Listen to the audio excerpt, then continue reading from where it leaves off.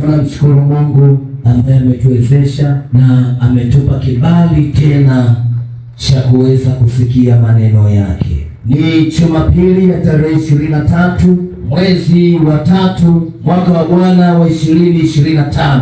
Na leo tutakwenda kuangalia somo linalosema matumizi sahihi ya damu ya Yesu Kristo. Tutakwenda kuangalia kitabu kile cha waraka wa kwanza wa Petro, mlango wa kwanza mstari wa 18 hadi 21. Katika ile thamani ya damu ya Yesu, na mtumishi wa Mungu Petro ameweza kuelezea kwa namna ya ile thamani jinsi ilivyo. Anasema mmekombolewa sio kwa fedha. Damu ya Yesu inapatikana bure. Anasema mlikombolewa bure, tweni bure. Tunapata damu ya Yesu bure. Ule uthamani wa damu ya Yesu ambao ulimwagika, ile damu ilipomwagika pale Kalvari, tulipata bure. Mimi na wewe hatujatoa hata senti 5. Sasa ona ile thamani ambayo jinsi ilivyo, alafu ungeambia ulipie, ungelipa shinga. Lakini kwa sababu ni bure na Mungu anaangalia ule moyo ambao unataka kuchukua, Mungu hana hiari, anaitoa. Jina la Bwana libarikiwe. Lakini tunaambiwa mchana wa leo matumizi sahihi ya hiyo damu.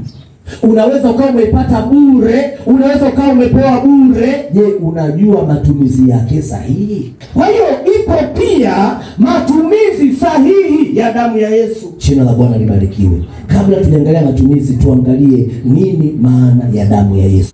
Damu ya Yesu ni uhai.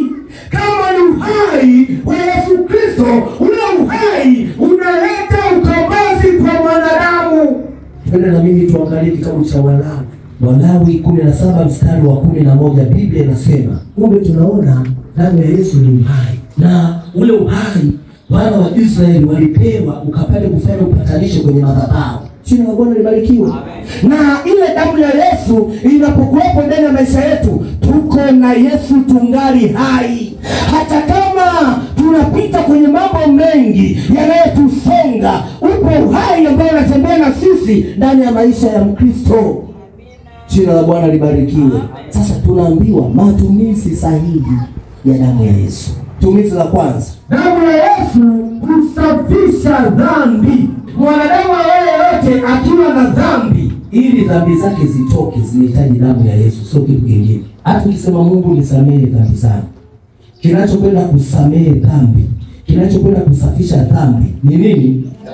Wale ambao hawamwamini Yesu, hawana Yesu ndani yake, hata wapiga kelele mara elfu, kama Yesu hayupo, dhambi hazisafishiki. Twende na mimi tuangalie Waebrania mlango wa 9 mstari ule wa 22.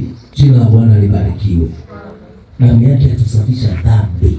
Kazi ya damu ya Yesu ni namba 1, kusafisha nini? Dhambi. Tuangalie kazi ya pili ya damu ya Yesu. Damu ya Yesu huleta wokovu. Baada ya kusafisha dhambi, inaleta nini? Wokovu. Twende tuangalie kitabu cha Warumi sura ya 5 mstari wa 22. Kwa hiyo tunapozungumzia damu ya Yesu, tunazungumzia uhai wa Yesu. Kwa hiyo kwa kupitia kwa damu iliyomwagika Kalvari, tukapata ukombozi kwa namna hiyo. Jina la Bwana libarikiwe. Kazi ya tatu au matumizi namba 3 ya damu ya Yesu. Damu ya Yesu inatupa ukombozi. Ile tumeona inaleta wokovu, lakini hii inatupa ukombozi. Nitakuelezea nini maana ya ukombozi. Tunapoona kwamba ni damu inayotupa ukombozi, twende tuangalie Waefeso sura ya 1 mstari ule wa 7. Sasa kuwa na ukombozi maana yake nini?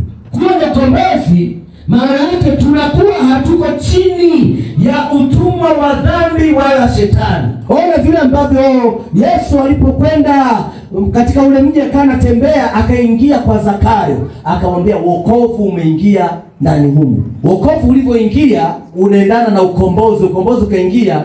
Zakayo akafikiria, sasa ndo akapata ufahamu, kumbe nilichukua mali za watu narudisha. Ule sasa ni ukombozi unafanya kazi, narudisha. Sasa ukombozi unafanya kazi kwa namna ile. Jambo la 4, damu ya Yesu hutufanya kuwa washirika wa agano jipya. Twende na mimi tuangalie kitabu cha Luka sura ya 22 mstari ule wa 20. Damu ya Yesu inatupa ushirika wa agano jipya. Lile likiingia agano la ushirika, hautakaa ukasema mimi siwezi kwenda kanisani. Kwa nini? Kuna agano la ushirika.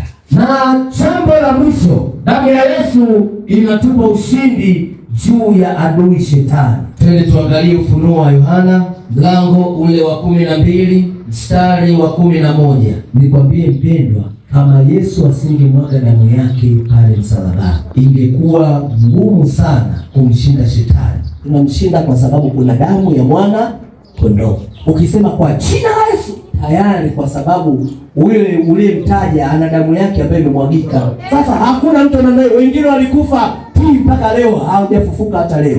Bwana Yesu asifiwe.